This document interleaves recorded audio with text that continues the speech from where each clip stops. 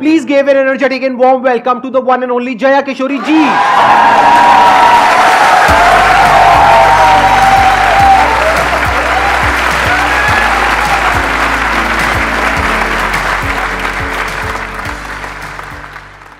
इनकी स्माइल में इतनी पॉजिटिविटी है, आई थिंक इनको कुछ बोलने की जरूरत ही नहीं है. अगर ये पूरे सेशन में यहाँ पर सिर्फ बैठ करके स्माइल करती रहे तो आई थिंक ये सेशन बहुत अच्छा हो जाएगा. इनका एक मोटिवेशनल चैनल भी है. इनफैक्ट आपकी कुछ वीडियोस देख करके मैं खुद मोटिवेट हुआ हूँ, and I am not kidding.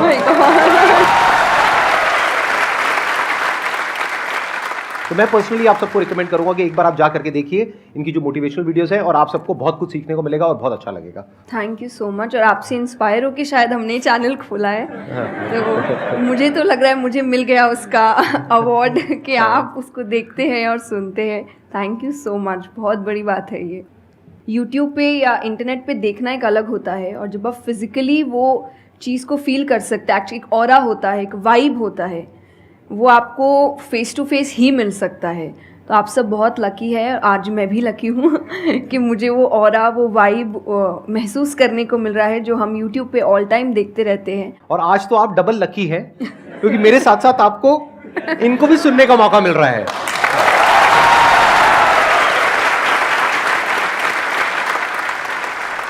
आपके मन में जो भी क्वेश्चंस है, जैसे भी क्वेश्चंस है, आप इनसे पूछ सकते हैं. First of all, thank you very much for giving me this opportunity. I want to ask you कि like आपने ये क्यों चूज़ किया कि you want to go into spirituality, कि मुझे इस चीज़ में ही जाना है. टू बी वेरी ऑनेस्ट, मैंने चूज़ नहीं किया था. इस स्थान ने मुझे चूज़ किया था, क्योंकि मैंने शुरुआत 6 साल की उम्र से की थी.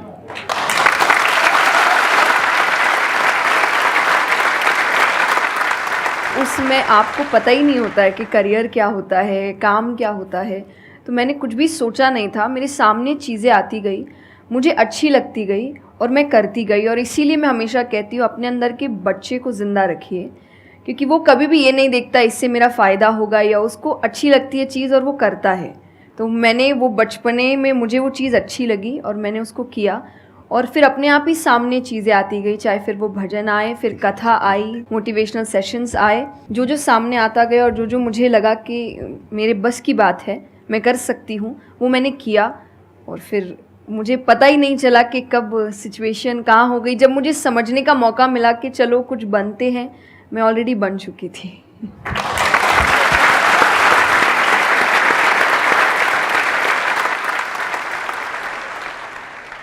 मेरा क्वेश्चन कंसंट्रेशन पावर को लेके है, या दूसरी तरह से बोल सकते हैं अवेयरनेस को लेके. जैसे किसी भी काम पे जो ध्यान लगाने की कैपेबिलिटी होती है वो डिफ़र करती है पर्सन टू पर्सन. मुझे पूछना था क्या कोई इसका बायोलॉजिकल बेसिस भी है, या सिर्फ प्रैक्टिस पे डिपेंड करता है कि किसी की प्रैक्टिस थोड़ी कम है और किसी की ज़्यादा. कई ऐसे एक्सरसाइजेज है जो आपको हेल्प करती है कंसंट्रेशन के लिए. तो जो मैं एक्सरसाइज फॉलो करती हूँ वो लिसनिंग प्रैक्टिस है, कि मैं सोने से पहले या सुबह उठ के कुछ देर 5 मिनट्स 10 मिनट्स मैं बिल्कुल शांत माहौल में और मैं साउंड सुनने की कोशिश करती हूँ. और ऐसा माना जाता है कि जिस दिन आपको 5 से ज़्यादा साउंड सुनने लग जाए, और 5 का मतलब हुआ कि ऐसा नहीं कि आपके घर में टीवी और मिक्सी और सब चल रहा है तो आप कहे कि अरे भाई 5 साउंड सुनाई दे दिए. नहीं, जब शांति हो तो वो एक बहुत अच्छी प्रैक्टिस है जो आपके दिमाग को हेल्प करती है किसी एक चीज़ पर ध्यान लगाने के लिए. तो आप ऐसे कंसंट्रेशन पावर के एक्सरसाइजेज होती कर सकते हैं. और जो मैं करती हूँ मैंने आपको बताया, मैं रोज़ करती हूँ.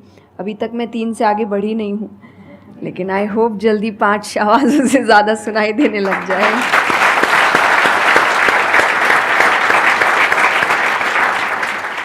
बचपन से जो आपने किया अभी तक वो तो मैटर करता ही है. फॉर एग्जाम्पल, अगर आप बचपन से ही सिर्फ कंप्यूटर पर ही अपना टाइम पास कर रहे हो या मोबाइल पे, जो आजकल बड़ा कॉमन हो गया है, तो आपकी जो कंसंट्रेशन पावर है वो पैसिव वे में तो अच्छी होगी. यानी कि अगर कोई कंटेंट है उसको आप कंज्यूम कर रहे हो तब तो आपका माइंड वहां पर लग जाएगा, लेकिन जब खुद ध्यान लगाने की बारी आएगी तो आप नहीं लगा पाओगे. एक्टिव कंसंट्रेशन आप नहीं कर पाओगे. और वही आपका क्वेश्चन है कि जो अपनी एक्टिव कंसंट्रेशन पावर है उसको कैसे बढ़ाया जाए. यानी कि आप जब चाहे, जहां चाहे, जितनी देर के लिए चाहे उतनी देर के लिए अपना ध्यान लगा सके, और जब चाहे वहां से ध्यान हटा सके. इसी को कहेंगे ना कि एक्चुअल में आपका जो ध्यान है वो आपके कंट्रोल में है. नहीं तो इतना कुछ है इस दुनिया में, वो तो सब खींचने के लिए तैयार बैठे हैं आपके ध्यान को, आपकी अटेंशन को। अगर फाइनेंशियली बात करी जाए तो आज की डेट में सबसे ज्यादा जो वैल्यू है वो आपकी अटेंशन की है। जितनी भी कंपनीज हैं उनके लिए सबसे इंपॉर्टेंट है आपकी अटेंशन। अगर आपकी अटेंशन आपके हाथ से निकल जाती है और उनके हाथ में चली जाती है तो वो हो जाएगा जो वो चाहते हैं, यानी उनको प्रॉफिट हो जाएगा, आपको नुकसान होता है हो जाए। तो अब सवाल उठता है उसको कैसे बढ़ाया जाए। चेस बहुत अच्छा तरीका है उसको बढ़ाने का। स्पोर्ट्स से आपकी कंसंट्रेशन पावर बढ़ती है। जैसे मुझे बैडमिंटन बहुत पसंद है, तो बैडमिंटन में सारा ध्यान कहां पर होता है? शटल के ऊपर, और कोई थॉट माइंड में आ ही नहीं सकता, क्योंकि अगर वो आया तो शटल से आपका ध्यान हट गया और आप हार जाओगे। तो sports is another way of doing it. उसके अलावा जैसे इन्होंने बताया लिसनिंग, अगेन वेरी पावरफुल। बहुत तरह की साउंड्स हैं, बहुत तरह की वाइब्रेशंस हैं इस यूनिवर्स में, बट हमारा ध्यान नहीं है उसकी तरफ। कुछ ग्रॉस है, कुछ सटल है। तो जैसे जैसे हम सटल जाते हैं तो ऐसी बहुत सारी वाइब्रेशंस हमारी पकड़ में आती है जो नॉर्मली लोगों की पकड़ में नहीं आ पाती है। क्यों? क्योंकि उनका ध्यान दो जगह पे होता है, या तो इस दुनिया में जो कुछ हो रहा है वहां पे होता है, या फिर अंदर जो थॉट चल रहे होते हैं वहां पे होता है। इसके अलावा और कहीं नहीं होता है। तो उन वाइब्रेशंस को सुनने के लिए हमको कानों की भी जरूरत नहीं है। इवन विदाउट योर ईयर्स, अपने कान बंद करके भी आप सुन सकते हो उन साउंड्स को। तो शुरुआत वहां से करो, धीरे धीरे आप देखोगे आपका जो ध्यान है वो आपकी पकड़ में आने लग जाएगा।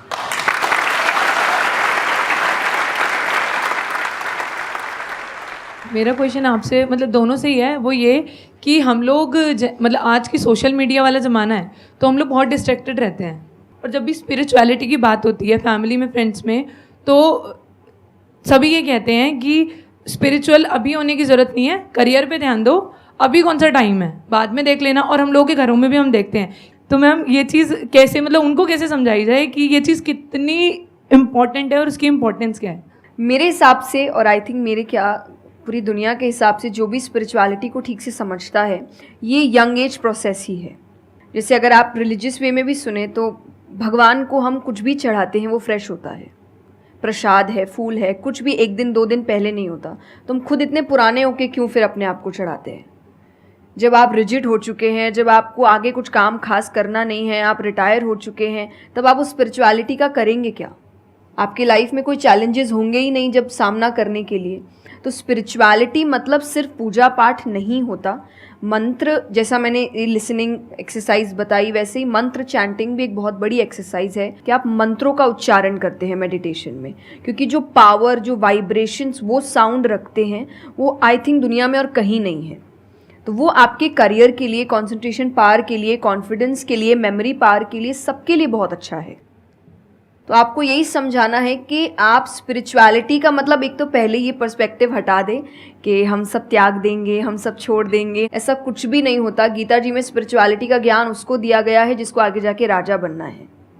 अर्जुन को, उसके पास क्या लग्जरी नहीं है, राज्य नहीं है, पैसा नहीं है, क्या नहीं है।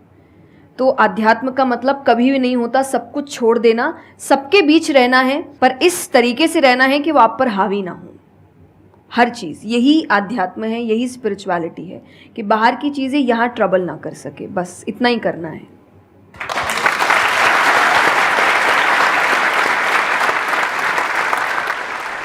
अर्जुन कह रहा है कि क्या मैं सब कुछ छोड़ छाड़ के चला जाऊं? और भगवान कृष्ण उसको क्या बोल रहे हैं कि अभी जो तुम्हें करना है उस पर ध्यान दो।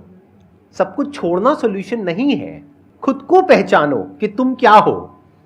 जो प्रॉब्लम की पूरी जड़ थी वहां पर, वो ये थी कि अर्जुन भूल गया था कुछ देर के लिए कि वो एक्चुअल में कौन है, जैसे हम भूल जाते हैं। तो भगवान उसको याद दिलाने का काम कर रहे हैं कि तुम एक योद्धा हो, तुम्हारा काम है लड़ना धर्म के लिए। तो भगवान उसको वो ज्ञान दे रहे हैं। ऐसे ही अगर आप एक स्टूडेंट हो तो आपका काम क्या है? पढ़ाई करना। अब आपको देखना है कि उसमें ये जो बातें हैं, इनकी बातें, मेरी बातें, या कहीं भी हमारे जो स्क्रिप्चर्स में बातें हैं, वो किस तरह से आपको काम आ सकती है वो करने में, जो अभी आपकी लाइफ की इस स्टेज में, इस पॉइंट पर आपके लिए करना सबसे इंपॉर्टेंट है। तो स्पिरिचुअलिटी दो तरीके की हो गई। एक वो जो आपको भटका रही है, यानी कि वो लोग जो खुद अच्छे से नहीं समझ पाए स्क्रिप्चर्स को, वो आपको क्या कहेंगे कि सब कुछ छोड़ दो। और दूसरे वो जो एक्चुअल में समझ गए हैं कि क्या बात करी जा रही है, तो वो आपको क्या कहेंगे कि जो भी कर रहे हो उसको करो, अच्छे से करो, पूरे ध्यान से करो, पूरी ईमानदारी से करो, उसमें कोई कमी मत छोड़ो, क्योंकि यही आपको हेल्प करेगी लाइफ में आगे कुछ भी करने के लिए। अगर आज आप अपने काम को ढंग से नहीं कर पा रहे, तो कल अगर स्पिरिचुअलिटी में आपको कोई इंक्वायरी करनी है, स्क्रिप्चर्स को समझना है, क्या वो आप ईमानदारी से कर पाओगे? आप अगर अपना काम ठीक से कर रहे हैं, आपके इंटेंशंस अच्छे हैं, आप ऑनेस्ट हैं, आप पेशेंस रख रहे हैं, आप स्पिरिचुअल हैं। तो इसीलिए आपको बस अपना काम, जो उन्होंने सही कहा, एकदम ठीक से ईमानदारी से करना है। क्योंकि अगर यहाँ ईमानदार नहीं, क्योंकि जो आपका काम है, तो फिर कहीं और तो ईमानदारी की फिर बात ही क्या कर सकते हैं हम। मैम मेरा कुछ आप दोनों से ही है मेरा क्वेश्चन कि रियल फ्रेंडशिप का एसेंस आज खोते जा रहा है। हम सैटरडे संडे को पार्टी तो कर रहे हैं फ्रेंड्स के साथ, लेकिन जब रियल फ्रेंडशिप का टेस्ट होता है तो most of the friends fail हो जाते हैं, और हम भी फेल हो जाते हैं उसमें अपने दोस्तों। हम ये तो भूल जाते हैं कि वो हमारे दोस्त नहीं है अच्छे, तो हम भी तो नहीं हैं। तो ये चीज़ हम रियल फ्रेंडशिप को आज कैसे वापस उसके एसेंस को रीजनरेट करें और खुद भी दूसरों के अच्छे दोस्त बने। दोस्ती बहुत बहुत ज़रूरी होती है, और इस पे भी मेरा एक छोटा सा वीडियो है कि आप फ्रेंड्स को आइडेंटिफाई कैसे करें, या वही जो क्वालिटीज़ है वो खुद में भी कैसे लाएं। तो सबसे पहली क्वालिटी यही है कि हम जो सिर्फ सैटरडे संडे जिन दोस्तों से पार्टी करने के लिए मिल रहे हैं, वो आपके दोस्त नहीं होते हैं। वो आप बस एंटरटेनमेंट के लिए, आपको मस्ती करना है, मज़ा करना है, तो आप मिल रहे हो। लेकिन एक्चुअल जो आपके दोस्त होते हैं ना, वो आपको भी सिखाते हैं, आप उनको भी सिखाते हैं, वो आपके साथ ग्रो करते हैं। और जैसा आपने कहा एसेंस, जैसे मैं मेरे पेरेंट्स के जो दोस्त हैं, सालों से इक्के दुक्के हैं, लेकिन अभी तक हैं। और अभी भी हम कई बार ऐसा लगता है कि आप ऐसे कैसे बात कर रहे हो उनसे, तो वो कहते हैं हमारे दोस्तों को अपने दोस्तों जैसा मत समझना कि हम एक दो बोल देंगे या एक दो चीज़ें हो जाएंगी और हमारी दोस्ती टूट जाएगी। हमारी दोस्ती इस चीज़ पर नहीं बनी है।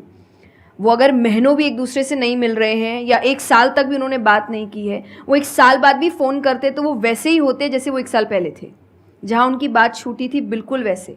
तो सबसे पहली चीज़ कि यही कि ज़रूरी नहीं है आपको अपने दोस्तों से हर एक इंटरवल में मिलना है, तभी आपकी दोस्ती कायम रह सकती है। क्योंकि अब लोग आगे बढ़ रहे हैं, बिज़ी हो रहे हैं, काम कर रहे हैं, दूसरे शहरों में पढ़ने जा रहे हैं। अगर आपकी दोस्ती सिर्फ मिलने मिलाने से और मस्ती करने से, तो वो दोस्ती नहीं है। तो ये सबसे पहली चीज़ है कि जो आपको आपके सिचुएशन को समझे, वाइस वर्सा आप उसके सिचुएशन को समझिए कि दोस्ती है पर ज़िंदगी भी है, काम भी है, मेहनत भी है, परिवार भी है। सबसे बड़ी तपस्या, सबसे बड़ा तप मैं कहती हूँ गृहस्थ जीवन ही है। Thank you for the compliment. उसमें आपको इतना कुछ करना पड़ता है, वो एक सिचुएशन को समझना ज़रूरी है। दूसरा, आजकल जो एक ट्रेंड बन चुका है कि फ्रेंड्स सपोर्टिव होने चाहिए, तो सपोर्टिव का मतलब ये नहीं कि तुम गलत भी करो, तो जो कर्ण और दुर्योधन की दोस्ती थी कि नहीं भाई पाप भी कर, मार, गलत कर, मैं तो साथ खड़ा हूँ, ये दोस्त नहीं होते। ये बहुत बड़ा पॉइंट बोला है इन्होंने, अभी इसके बारे में मैं बात करूँगा। ये दोस्त नहीं होते हैं। दोस्त आपको आपके पास खड़े रहेंगे सपोर्ट में, लेकिन ये हर वक्त बताएंगे कि तुम गलत हो, तुम गलत कर रहे हो, इसकी सज़ा मिलेगी। तो ये सच्चे दोस्त होते हैं। तो आप या तो कहते हैं ना कि कृष्ण जैसे दोस्त बनो, खुद ही बनो। बात यहीं आती है, कृष्ण जैसे ढूंढने से पहले कृष्ण जैसे दोस्त बनो, कि जो हर वक्त बताने। कृष्ण कभी अलग नहीं हुए अर्जुन से।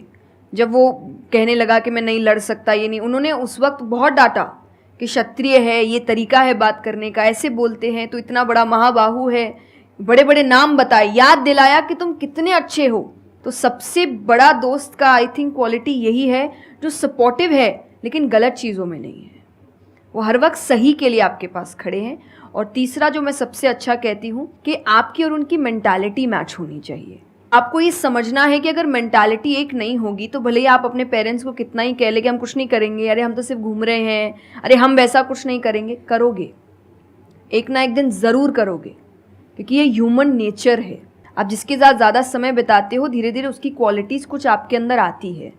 तो ज़रूरी है कि वो बिहेवियर, वो पैटर्न, वो मेंटालिटी, वो माइंडसेट मैच होनी चाहिए दोनों की, तभी आप एक साथ ग्रो कर सकते हैं। वरना वही सैटरडे संडे मिलना और ज़िंदगी ख़राब करना, यही हो पाएगा बस। Excellent point.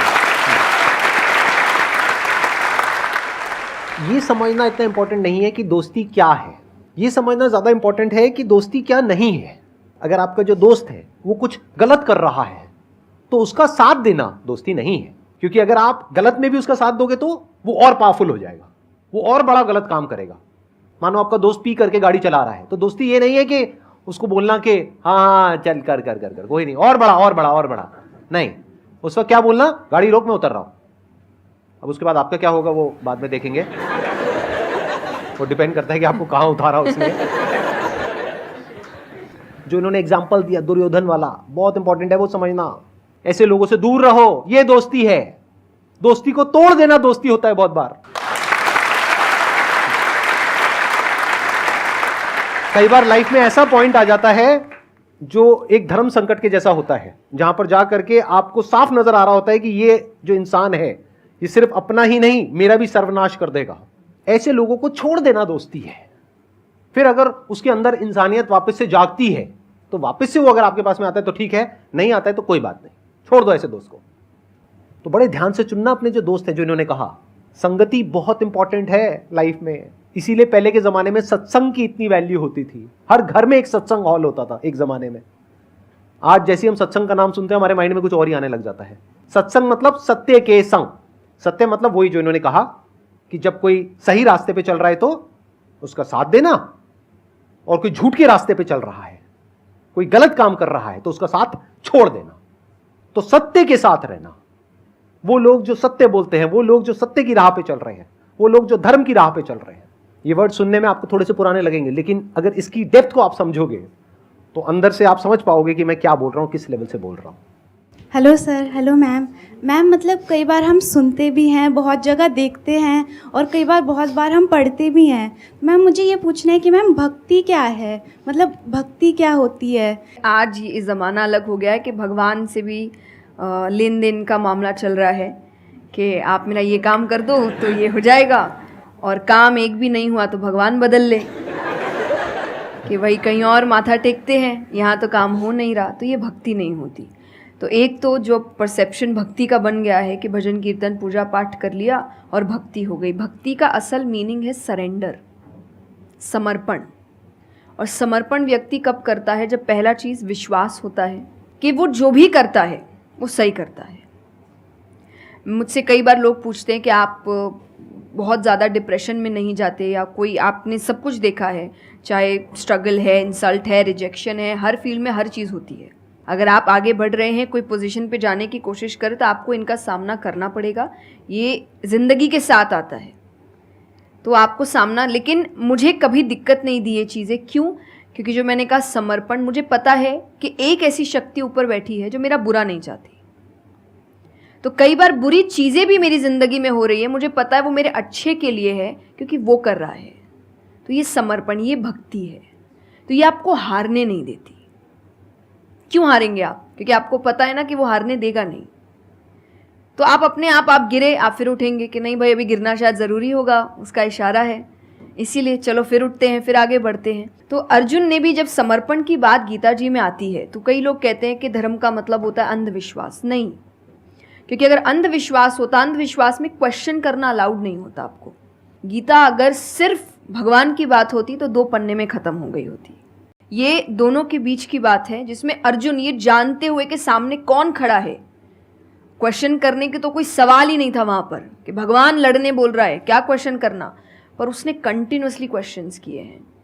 पर उसका भी नाम आया था समर्पण, कि वो समर्पित होकर क्वेश्चन कर रहा था कि ये जो खड़ा है ये मेरे हर सवाल का जवाब जानता है, ये मुझसे कभी कुछ गलत काम नहीं कराएगा, लेकिन इसका मतलब ये नहीं कि मैं अपनी जिज्ञासा बाहर नहीं निकालूंगा, मैं अपने क्वेश्चंस पूछूंगा। तो भक्ति का अर्थ यही होता है कि पहला निष्काम होता है। क्या फ़ायदा मत ढूंढिए कि मेरा काम नहीं हुआ तो भगवान है ही नहीं। भाई भगवान कहाँ है? भगवान होते तो ऐसा होता क्या? वो तो इंसान है इसीलिए ऐसे हो रहे काम। भगवान ने तो सबको देखे, बच्चा तो मासूम ही होता है, बड़े होके खराब हो जाता है। कोई बच्चा गलत आपने देखा है क्या?